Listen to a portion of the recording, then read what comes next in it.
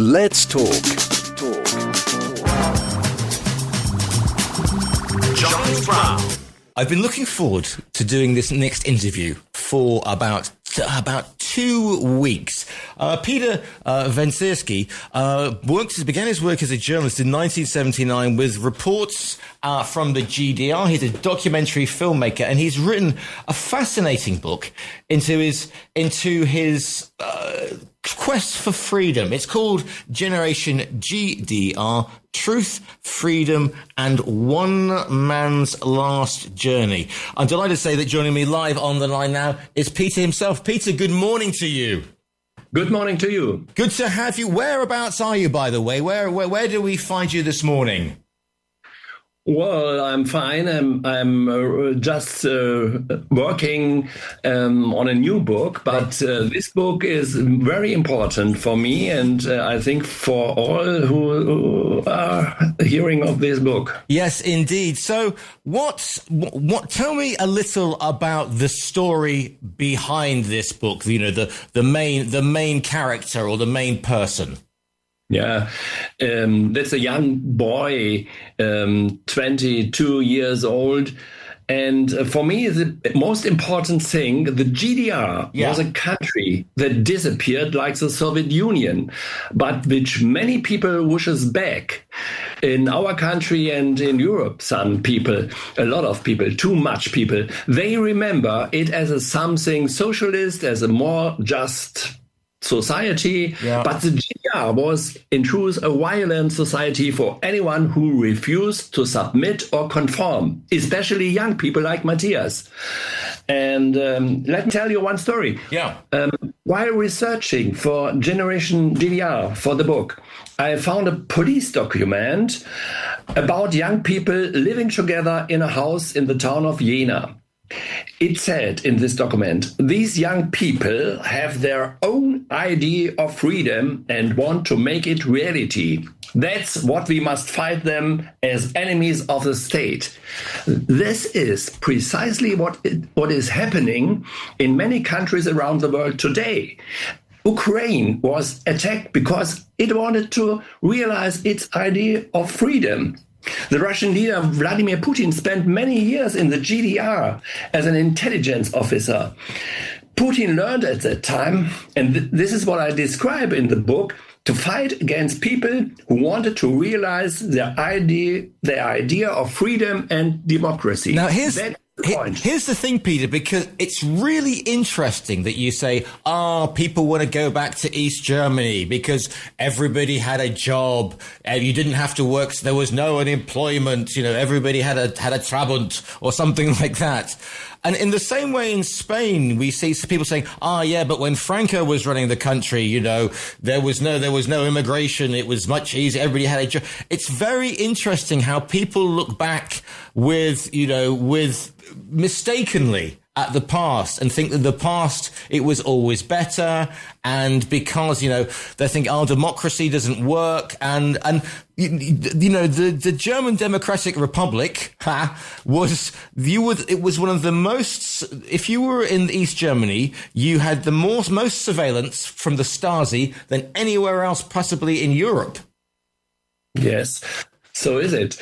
And, well, let me tell you, Matthias fought a battle that still defines our world today for freedom and democracy against a dictatorship. While researching his life and that of his friends, it was repeatedly made clear to me his fate demonstrates where enemy stereotypes, hatred of those who think differently, and the division of a society into friends and enemies can lead. And at first I thought it was a key story for the freedom-loving youth of this generation in the early 70s in East and West Europe.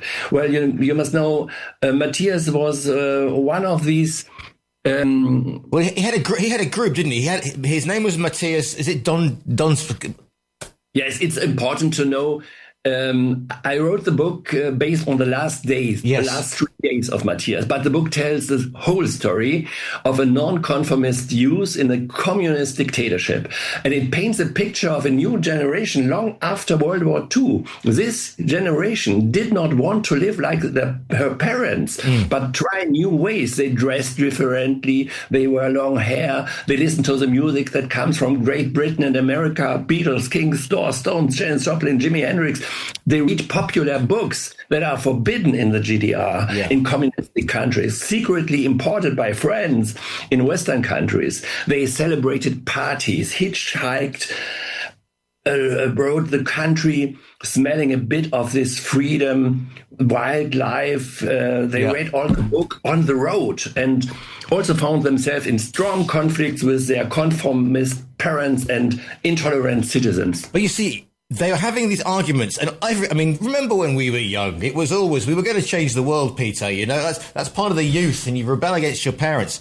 And you know, if you do that, you know, like I was doing in the 80s, you know, when I was living in England, you know, I was living under a Thatcher, and we went, oh, it's a terrible government. In East Germany, there was a really terrible government, and you know, Matthias goes to a birthday party, gets on a train, and he is never seen again. And that just shows how serious this was.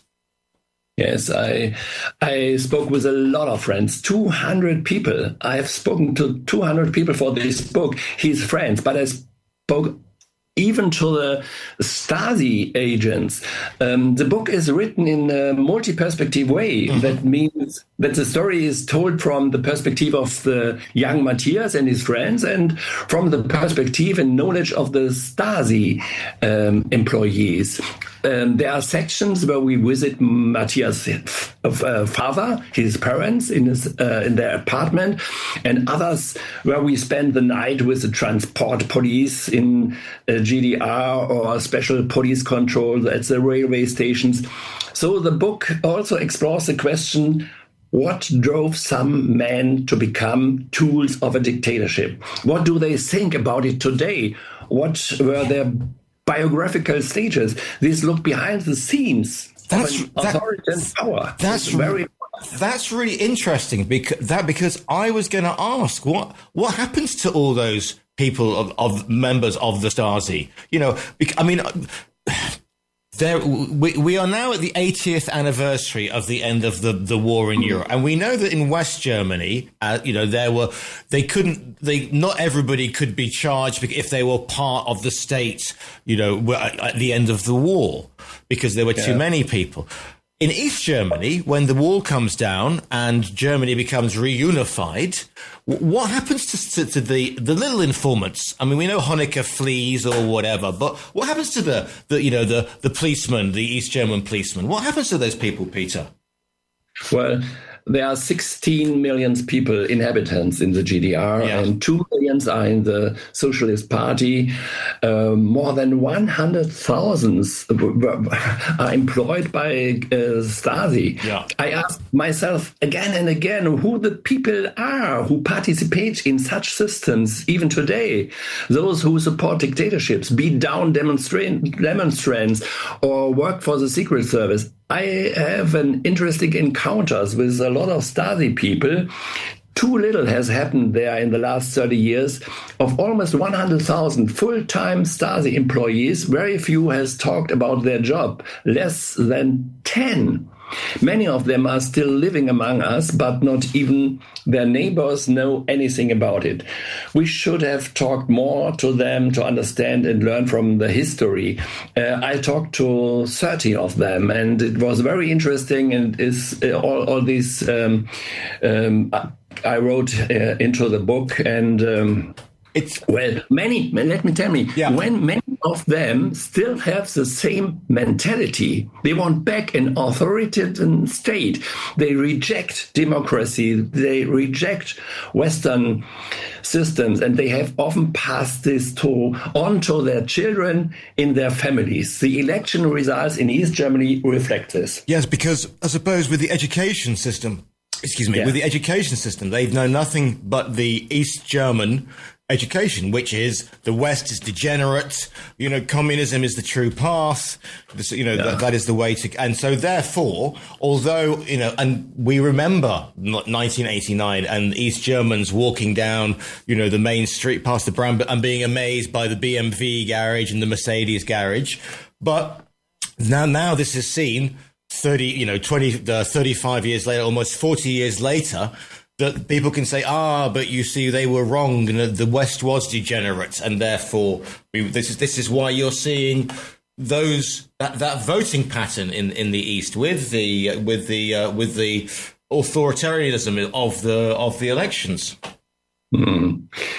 Yes, it's. I wanted to understand why there are always people who make themselves tools of a dictatorship, convinced that they are on the right side, on the better side, and doing something profoundly justified. What kind of people are these? What is wrong with them? Why do people, historically speaking, become perpetrators? Is there anything we can learn from this about how to break through this? So. This is one of the reasons I find the story of Matthias is one of the most important stories we can tell from the GDR, from a communistic, socialistic state. And on one level, the book takes place on just few days, on Friday, Saturday, Sunday in April 81. Yeah. Yet on another level, all the years prior are described, because I tell a great deal about Matthias' colorful life and the lives of his friends in flashbacks. And then there's a third level. Two people bought the train to Berlin, Matthias and his friend, excited about a birthday party, while in the background an insane police and secret service apparatus is being built up. That's why I alternate between the perspectives of the young man in the train and the Stasi and police district offices in several towns. They stopped an express train, the whole train, with hundreds of people traveling from Thuringia to Berlin with both with Matthias and his friends, just to get two people who were going to a birthday party because they had completely different suspicious, one could even say delusional notions of a threat. That is, but because they're living in East. But you see, that's the thing. They live in East Germany, and they are taught that East Germany is consistently under threat from the West, and therefore we must have this security, we must have this surveillance, and we must anybody like Matthias who is suspected of. He's not a terrorist. He's not taking a weapon, is he? He's just, what effect does the death of his disappearance have on his friends? Do they become more militant, or do they become frightened and go into the background, Peter? It's a story about one state against two young people and all their friends. And I think Matthias has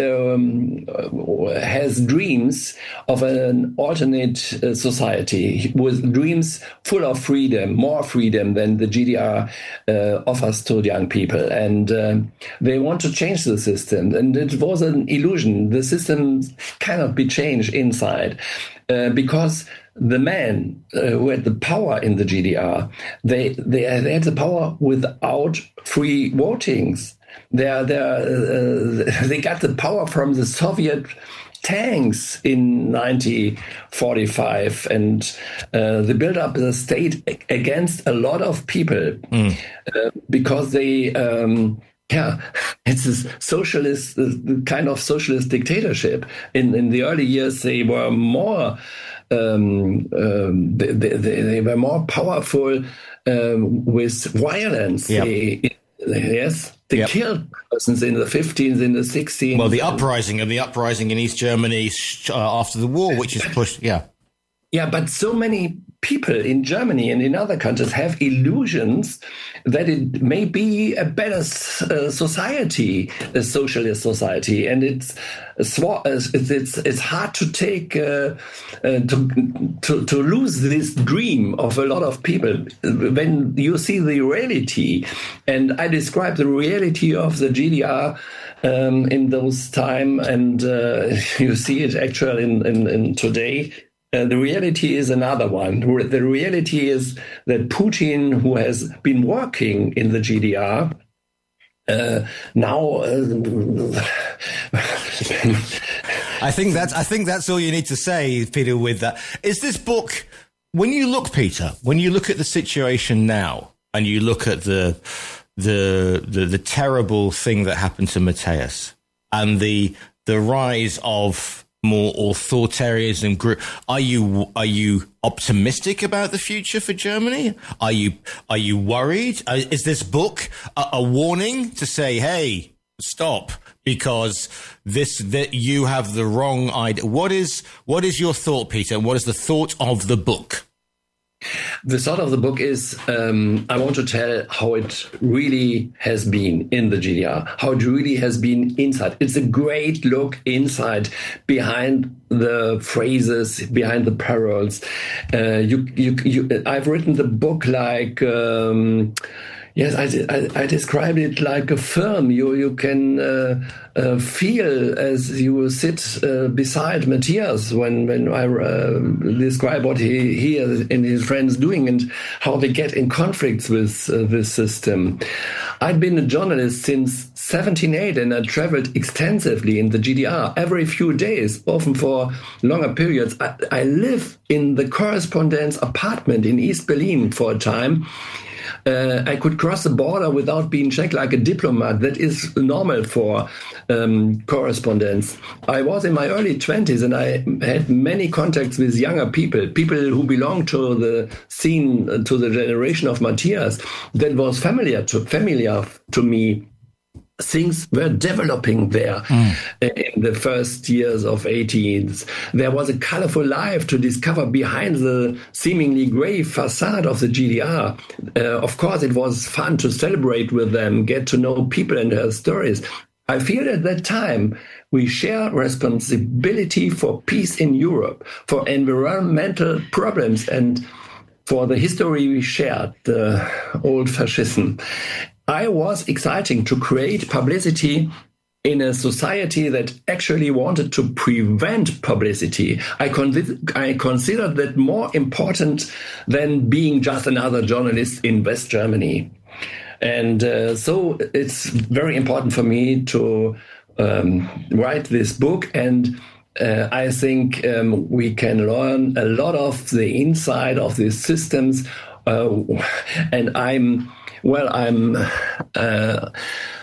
optimistic and for the future, because all the dictators passed away one time, but not from alone. We have to work hard for this goal that dictatorships and authoritarian systems don't exist. But I'm optimistic, yes. And if nothing else, it keeps the memory of one brave young man, of course, that of Matthias, alive and immortal, if you like. So that is congratulations. One sentence more. Matthias' friends, after his death, make demonstration.